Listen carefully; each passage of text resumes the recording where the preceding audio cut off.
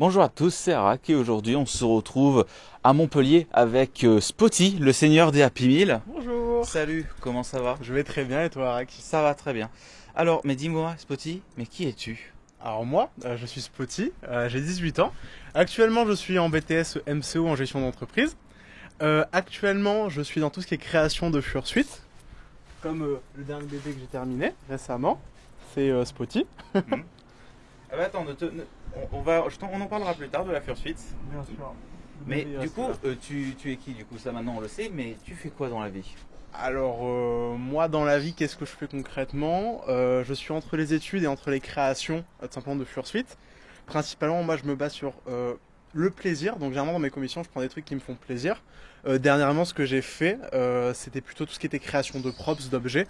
Je peux te les De montrer. props, tu sais ce que tu entends par props? Alors, en fait, un prop, c'est souvent des petits os ou quoi que souvent les fursuiteurs vont prendre avec eux ou quoi. Les Sauf, quick. ouais, tout ce qui est pouic ou quoi. Et généralement, tu vois, j'ai fait une nouvelle gamme de ceux qui s'accrochent en fait. Et du coup, tu peux décorer ta fursuite directement avec. Et du coup, voilà. J'ai eu cette idée là récemment, donc même avec des os ou quoi. Avec des pinonos, avec... Exactement, avec plein de trucs. Et du coup, je faisais ça aussi du coup sur mes kigurumi et tout perso que j'ai fait. Ok. Ben, du coup, je vais te poser une petite question, parce que on passe pas de rien à faire des costumes comme ça.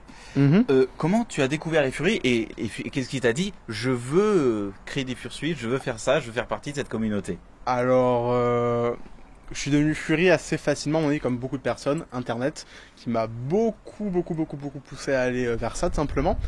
Des forums, des sites Non, internet? même pas. Alors en fait, c'est très drôle, parce que si tu veux souhaites savoir, j'avais des amis au collège qui m'en parlaient et tout, dont une amie qui s'appelle Estelle. Elle se reconnaîtra sûrement dans la vidéo et tout, si elle la voit. Et du coup, elle m'a un peu parlé de ça sans plus. Je suis allé voir de mon côté, donc j'ai tapé Fury et tout. J'ai trouvé de tout et de rien aussi par rapport à ça. J'ai voulu trouver une communauté. Première communauté, France Fur, le serveur qu'on connaît, classique, c'est un peu le Wikipédia de tous les Furies.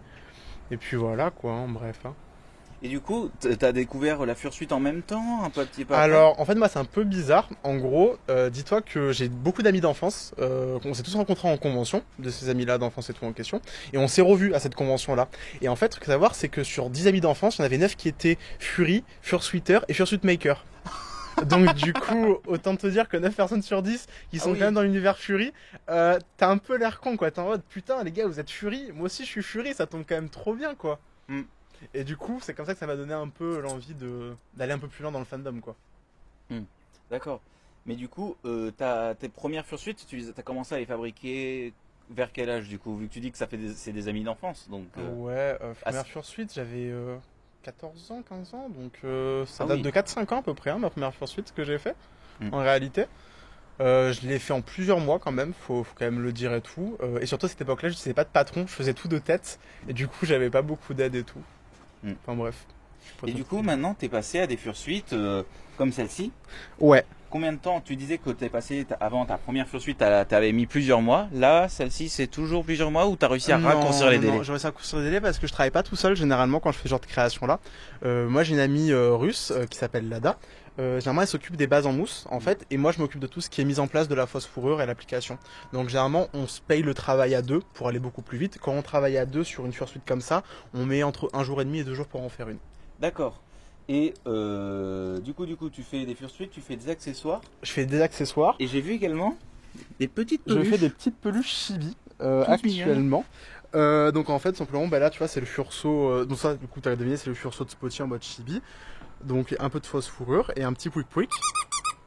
Attends, tu peux le refaire? Voilà. Yes. Donc voilà, j'ai déjà eu quelques commandes là actuellement, j'en ai déjà 2 qui sont en cours. Et puis voilà. Donc la petite queue et tout. Donc voilà, hein, très C'est tout mignon. Attends, tu peux nous le montrer en, en détail, le faire tourner un petit peu? Si tu veux, tac. Quand même, la queue, elle est sympa. Ouais. Comment ça est réalisé? Ah oui, il y a un petit peu de fluff ici. Ouais, c'est un peu de fausse fourrure. Donc ça c'est de la fausse fourrure. Donc en gros, tu fais ça à partir des chutes de fursuite ou tu commandes du matos pour? Pour celle-ci, alors c'est bien spécifique. En fait, vu que je fais des kigurumi perso, généralement j'ai beaucoup de chutes de tissu quand même, faut le dire, en tissu polaire. Et je me suis dit un soir, putain, Spotty, genre t'as quand même pas mal de chutes de tissu, t'as des mètres et des mètres, qu'est-ce que tu vas faire quoi au bout d'un moment? Je me suis dit, écoute, généralement je faisais des petits props comme ça, tu vois, donc des trucs simples. tu vois, pour pas gâcher le tissu en question. En fait, je me suis dit, bah écoute, tu vas faire une peluche, tu vas voir ce qui se passe, comment ça va se passer. Finalement, j'ai fait ça comme premier test. Celle-ci, c'est vraiment mon tout premier test et tout. Et là, j'aurai d'autres futurs prototypes qui vont popper d'ici quelques semaines, quoi. Donc voilà. D'accord, je vois. Et du coup, je viens de penser, Mhm. tu as été très tôt dans la fursuite, mais pourquoi tu as été très tôt dans la fursuite? Pourquoi tu aimes ça? Euh, alors en fait, au début, je voyais plus ça comme un nouvel aspect de sociabilisation avec les autres personnes.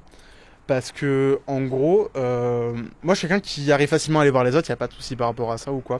Mais en fait, je me suis dit que là, les gens venaient vers moi sans rien que je fasse. Et cet aspect-là, de faire un peu la mascotte qui s'amuse, qui met un peu de joie, tu vois, un peu de bonne humeur et tout, bah, ça fait quand même assez plaisir de voir des gens qui sont heureux. Mm. Donc c'était plus dans un but oblatif de faire ça, quoi, qu'autre chose. Et du coup, vu que tu dis que du coup, c'est des amis d'enfance qui t'ont transmis le virus du Furry Fandom, Ouais, c'est des amis d'enfance, ouais. comment tu voyais le Furry au début? Enfin, tu voyais ça comme pour t'intégrer à tes amis ou... Je voyais de manière très négative. En fait, pour dire, c'est très trash ce que je vais dire là, à mon avis. Mais je voyais ça comme de la zoophilie. Au début, j'étais vraiment bloqué sur ça. J'étais en mode non, mais genre, ça me dégoûte quoi. Je peux pas regarder ce genre de truc là. Parce que c'était anthropomorphique. J'avais, hélas, comme je vais dire, je sais pas comment dire ça, mais j'avais des pensées assez sombres par rapport à ça. J'aurais jamais pensé mettre un pied dessus. Et surtout qu'en fait, j'ai rencontré mes amis du coup d'enfance et tout à cette convention là. Je me suis dit, putain, c'est quand même bizarre. Genre, ils sont quand même bien intégrés à fond dedans et tout. Moi aussi, je peux voir ce qui se passe, comment ça se passe, et essayer de voir. Il y avait peut-être des bails que tu savais pas ou que... Il y a des trucs que je savais pas. Surtout, j'ai été mal informé au début du fandom et tout. Et justement, en fait, c'est cette malinformation que j'ai eue qui m'a beaucoup déçu au début du fandom parce que t'es paumé tout seul, t'as de fausses informations par rapport au fandom pur, en tout cas moi à ce moment-là. C'était très compliqué au début de vraiment pouvoir s'intégrer dans le fandom. Et maintenant, de nos jours, j'ai l'impression que c'est beaucoup plus facile. Il y a beaucoup plus de serveurs Discord qui sont mis en ligne ou quoi. Même Telegram. Même Telegram ou quoi, exactement. Mais genre, t'as Tisha qui a fait des listes, tu vois, de Chanel et tout, qui regroupant chaque Telegram et tout, chaque Discord et tout. Et ça, tu vois, c'est super bien comme initiative.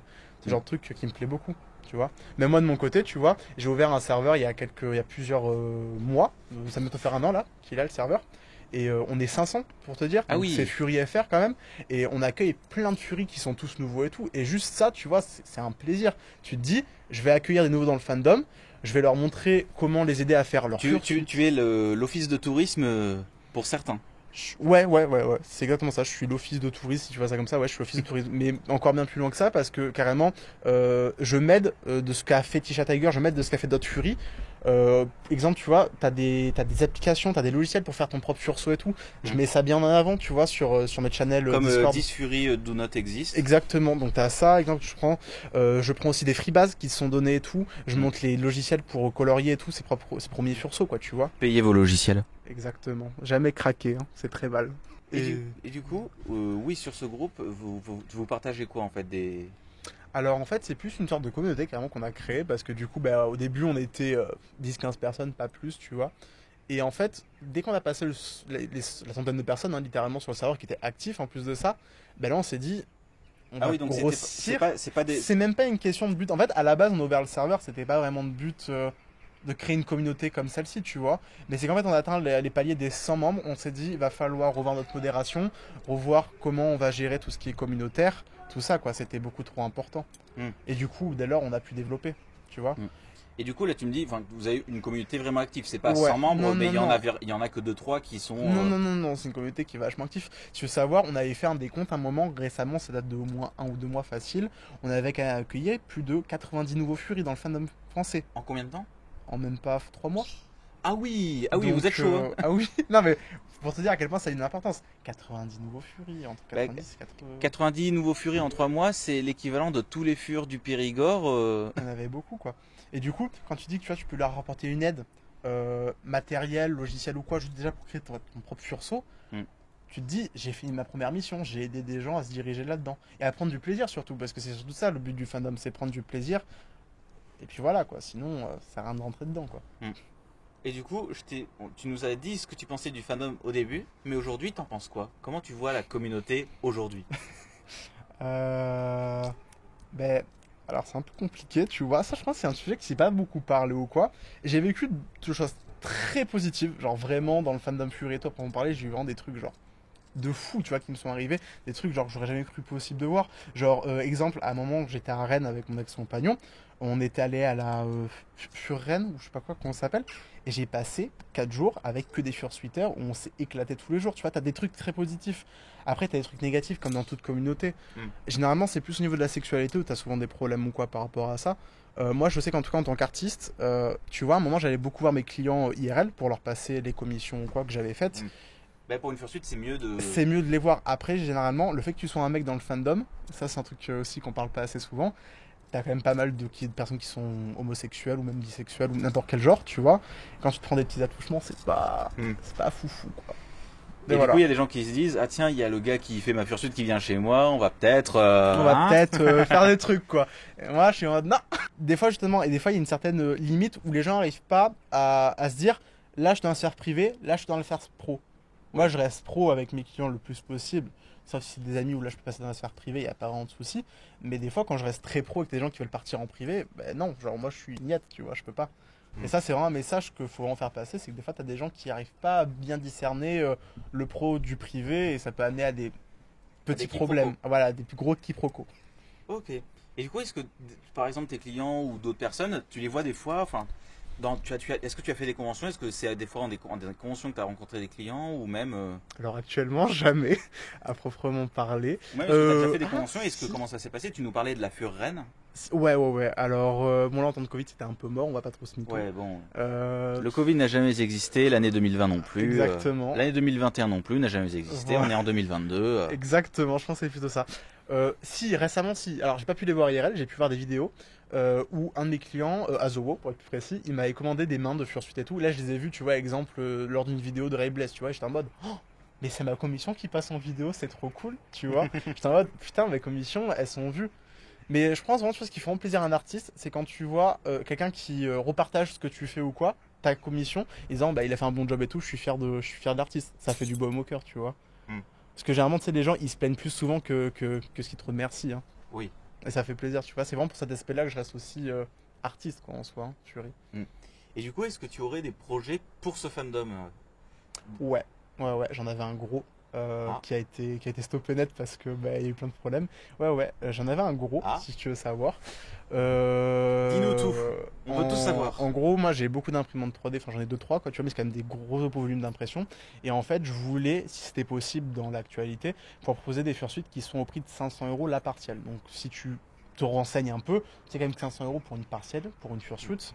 Avec ce genre donc en gros, ce que tu voudrais dire, c'est que là actuellement, la base, elle est en mousse, mais tu voudrais faire une base en impression 3D qui serait donc infiniment moins chère à produire. Exactement. Alors je peux rentrer dans les détails si tu veux. Environ une base en impression 3D, ça coûte 30 € grand max à faire. Ah oui. Une base en mousse, si tu payes ça, enfin surtout en fait c'est un terme. Sur Etsy, j'avais vu des trucs passer genre 100, 150, 200. 150, 200 €. Et surtout tu perds aussi du temps parce qu'en réalité faire une fursuite, tu perds du temps quand tu fais la base et tout.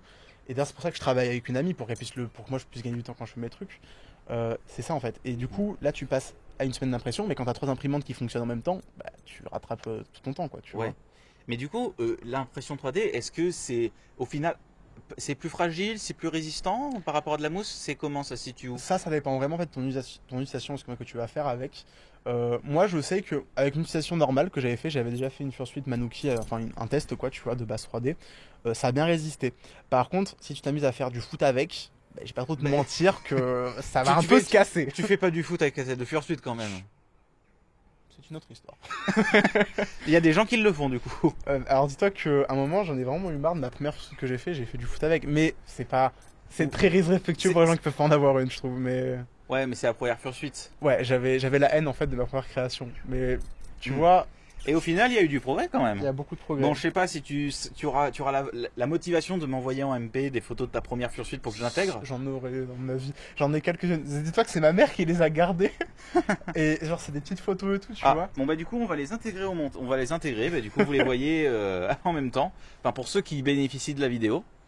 Et puis voilà, quoi. Donc, c'était une bonne première expérience, franchement. Mes premières créations et tout, c'était beaucoup de plaisir en fait. Mais surtout, ce qui m'a vraiment plu, c'est qu'on m'a aidé pour mes premières créations et tout. On m'a dit, il faudrait que tu fasses ça, ça, ça.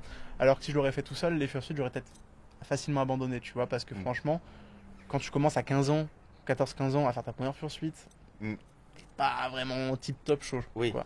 Il y a d'autres priorités à ce moment-là. Ben surtout qu'en fait, je pense que t'as pas assez d'aide. Surtout si t'es français, que tu parles pas anglais comme moi, t'as pas vraiment beaucoup d'aide qu'on peut t'aider. I speak very well English. Yes, of course. Mais vraiment, c'était très compliqué. Et du coup, c'est à force de voir des vidéos d'anglais, montrer des matériaux, que ce soit, tu vois. Ben là, je me suis dit, ça, si je lui crame, ça, c'est de la foam. Et t'as vu, j'arrivais à intégrer les mots en anglais qu'on me disait. Et jusqu'à ça, j'ai pu du coup commencer à me faire des listes et tout, tu vois. Et c'est comme ça que j'ai pu avancer. Et même au jour d'aujourd'hui, il y a des mots que je connaissais pas, tu vois, de matériaux. Et maintenant, je les connais, tu vois. C'est de la connaissance sur de la connaissance, quoi, au fil du temps. Mais pour quelqu'un, en tout cas, qui veut commencer à faire ça, la première fois, c'est assez compliqué, quoi, de se faire une liste de ce que tu dois acheter et tout. Et surtout, c'est le prix, quoi. Le plus dur, c'est la première fois. Ouais, vraiment, la première fois, c'est le plus dur. Parce que tu es environ à 500 € de budget. Si tu le maîtrises bien, Oui. tu peux monter à plus de 700 ou 800 €. Oui. Voilà. Mais on exclut le côté financier, on va plutôt parler main-d'œuvre. Ouais. En fait, c'est la première fois qui est la plus dure. Après, tu vois où tu as fait tes erreurs. Et... Alors, franchement, moi, je te dis, avant de faire une vraie tête de fursuite vraiment réussie, après, ça dépend de ton niveau en couture que tu as ou quoi. Mais moi, je me dis, dès que tu as fait ta 3e, 4e tête, vraiment de fursuite, c'est à ce moment-là où tu vois. Tu as l'expérience. Tu as vraiment l'expérience. Ça, c'est au bout de ma 3e tête de fursuite que j'ai fait. C'est ta combienième? J'ai pas compris. Au bout de la 3e tête de fursuite, j'ai fait ça. Ok, donc celle-là, c'est ta 3e. Ouais, exactement. Ok. Donc, j'en ai fait 2 et après, je me suis dit, va falloir s'améliorer. Mais après, tu vois, je vais pas trop te mentir. Moi, vraiment, ce qui m'a vraiment permis de m'améliorer, et ça va être triste à la fois, mais c'est drôle. En fait, c'est quand je me suis séparé de mon compagnon. Mon ex-compagnon, j'ai vraiment fait beaucoup de fursuite en fait en création. Donc à la place de pleurer sous ton bureau, t'as fait des fursuites. Je me suis dit, écoute, t'as gâché beaucoup d'années de ta vie à perdre beaucoup d'argent, donc on veut tout gagner maintenant et pas pleurer comme une pauvre merde. Du coup, voilà, et j'ai gagné pas mal d'argent, et justement, c'est en gagnant cet argent-là que j'ai pu me payer la machine à Une badge. Lamborghini. Non, pas non plus, mais genre machine à badge et ma machine à couture. Du coup, tu nous dis des trucs qu'on ne savait pas. Du coup, tu fais des badges. Oui, bien sûr, je fais des badges, j'ai fait aussi des t-shirts à un moment en floquet. Je pense que c'est tout un peu en goodies. Mais en fait, tu es. C'est sticker aussi. Tu es stickers mule, mais version. Je suis sticker Muller, sauf que je suis sticker Muller si tu vois ça comme ça. Mais en soi, tu me dis que tu fais des badges. À un moment, je sais que tu faisais des pins. Ouais. Tu fais des peluches, tu fais des. Je fais quasiment tout en fait. Et je pense que c'est ça, ce qui me plaît vraiment. Quand tu fais des créations artistiques, du moins dans le Fury, t'es pas obligé que de faire de la fursuit en fait. T'as vraiment un champ de possibilités qui est énorme. Et des fois, quand j'entends certains makers qui sont tristes parce qu'ils font tout le temps la même chose, tu vois, qui est très redondant pour eux, ben ils se disent pas, punaise, je peux faire d'autres choses si j'ai envie. Oui, tu peux faire d'autres choses, tu peux le faire, mais après, il faut trouver le temps pour le faire. Et du coup, ça me fait penser, là, t'as l'air d'avoir une gamme de produits qui est plutôt large. Oh, oui, ça va, je pense. Est-ce que des fursuites, tu arrives à en vivre, et est-ce que tu prévois peut-être de te reconvertir là-dedans? Ouais. Ben, en gros, là, actuellement, tu vois, je vais faire 2 années de BTS en semblant en option entrepreneuriat, du coup, ce qui va me servir à créer ma propre entreprise. Et en gros, ça va me permettre dès que je sors de mon BTS, je vais créer mon entreprise avec 2000 € de fonds déjà, qui sont déjà mis dans une banque. Et je vais emménager avec mon copain et dans un petit studio, tu vois, dans lequel je vais. Enfin, il y a déjà. Mon copain, il y a déjà une pièce réservée pour ça. Donc, je m'installerai, j'aurai des mètres et des mètres de fausse fourrure, de tissu polaire, enfin, ce que tu veux, tu vois, et je vais pouvoir travailler. Et je fais déjà des futures listes de clients qui sont déjà intéressés. Okay. Donc, dès que je quitte les études, je prends plein de clients. Donc en gros, là, c'est juste t'attends que tu aies ton diplôme pour commencer. Je suis obligé d'attendre. Si je pouvais cette année, je l'aurais pu le faire concrètement. Mais je me suis dit, il vaut mieux partir avec un BTS avec option gestion d'entreprise que juste sortir avec un pauvre bac de commerce, tu vois. Mais après, je vais être réaliste. On sait très bien que le marché de la fursuite, c'est un marché de niche actuellement. Donc c'est un petit marché, mais qui est assez spécifique, par rapport à l'offre et la demande. Donc dans l'actualité, je préfère mieux, s'il faut, tu vois, je m'en fous, je peux travailler à McDo s'il faut, travailler 20 heures et faire le reste de mes fursuits, tu vois. Je peux le faire. C'est pas pour rien qu'on s'appelle seigneur des Happy Meal. Bah ouais, le Happy Meal, tu vois. Mais voilà, tu vois. Moi, ça me dérange pas. En fait, je voudrais toujours pouvoir trouver une passion dans ce que je fais, tu vois. Et si je peux pouvoir en vivre, c'est qu'un bonus pour moi. C'est vraiment un plaisir. Moi, le seul objectif que j'ai vraiment dans ma vie, c'est un peu bizarre ou quoi, pour certaines personnes, mais c'est qu'en fait, je veux juste un métier dans lequel je peux rester H24 dans ma maison, tu vois, être avec mon copain parce que mon copain est développeur, et juste profiter de la vie. Je fais mes créations, je suis à côté de lui, je parle avec lui de temps en temps, puis voilà quoi, tu vois. Et tout en faisant des trucs que j'aime quoi. Bon, ben merci Spotty d'avoir pris un peu de ton temps. Pas Est-ce de que tu as des soucis. réseaux sociaux, Ouais, des trucs bien sûr, j'ai un réseau social qui s'affichera sûrement là, Ou ici. non, plutôt de l'autre côté De l'autre côté, voilà. Ou et plutôt en description. en description, ce sera peut-être beaucoup mieux à mon avis. Ouais. Voilà, parce que je communique que sur Twitter, Instagram, et c'est tout. Twitter, Instagram. Et je pense que c'est tout Ok. actuellement. Du Voilà. coup, on peut te suivre à ces endroits-là. Ouais, et prochainement, je ferai peut-être des lives sur Twitch ou quoi pour montrer comment ça se passe, les créations Bientôt de un Twitch. TikTok, Non, un Snapchat. Pas TikTok. Non, non, je vends pas du shit, voilà. Bon, ben allez, ben merci. Bon, ben la Furview d'aujourd'hui est terminée. Pour ceux qui seraient intéressés, les Infurviews sont toujours disponibles en téléchargement en MP3 ou sur Spotify. Et en attendant, on vous dit à la prochaine. À peluche.